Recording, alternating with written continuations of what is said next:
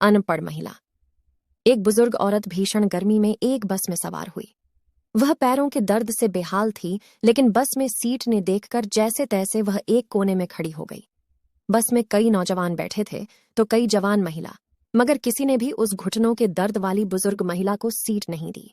अभी बस ने कुछ ही दूरी तय की थी कि लगभग 40 साल की उम्र की महिला ने उस बस में खड़ी हुई बुजुर्ग को सम्मानपूर्वक आवाज दी और कहा, माता जी आ जाइए, आप यहां बैठ जाइए।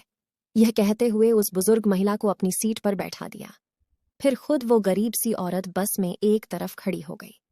सीट पर बैठते ही उस बूढ़ी औरत ने बहुत दुआ दी और उसे बहुत धन्यवाद कहा। सच में मेरी बहुत हालत खराब थी।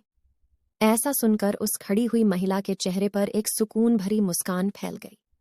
कुछ देर बाद बुजुर्ग महिला के पास वाली सीट खाली हो गई, लेकिन उस गरीब महिला ने एक और महिला को, जो एक छोटे बच्चे के साथ यात्रा कर रही थी और बड़ी ही मुश्किल से उस छोटे बच्चे को लेकर बस में खड़े होने में सक्षम थी, उसे उस सीट पर बिठा दिया।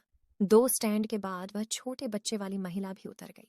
सीट खाली हो गई, लेकिन नेक दिल महिला ने सीट पर बैठने का लालच नहीं किया, बल्कि बस में चढ़े एक कमजोर बूढ़े आदमी को उस सीट पर बैठा दिया, जो कि अभी बस में चढ़ा था। कुछ देर बाद सीट फिर से खाली हो गई और बस में अब गिनी चुनी सवारियां ही बैठी थीं। अब उस बुजुर्ग औरत ने जबरदस्ती ही उस गरीब महिला को अपने पास बिठा लिया और पूछा कि सीट कितनी बार खाली हुई, लेकिन तुम दूसरे लोगों को ही बैठाती रही, खुद क्यों नहीं बैठी? क्या बात है?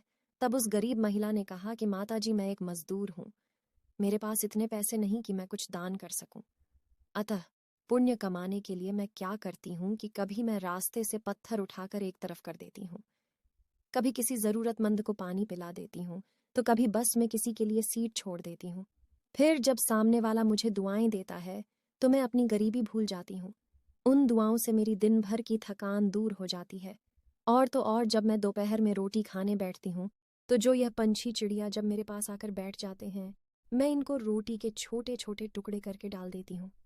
और जब खुशी से चिल्लाते हैं तब भगवान के इन पक्षियों का पेट भरते देख मेरा रोम रोम में खुशियों की लहर उठ जाती है और मुझे रोज ही एक नया जीवन मिलता है। पैसा धेला नहीं सही सोचती हूँ, दुआएं तो मिल ही जाती है, मुफ्त में है ना माताजी। और हमें लेकर भी क्या जाना, यहां से सब कुछ यहीं रह जाएगा, बस जाएगी तो दान धर्म और दुआएं।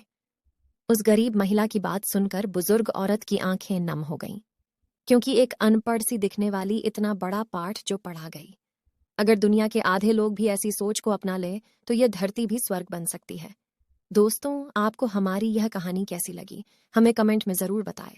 और ऐसी कहानियों के लिए हमारे चैनल हिंदी कहानी AI को जरूर सब्सक्राइब करें। धन्यवाद।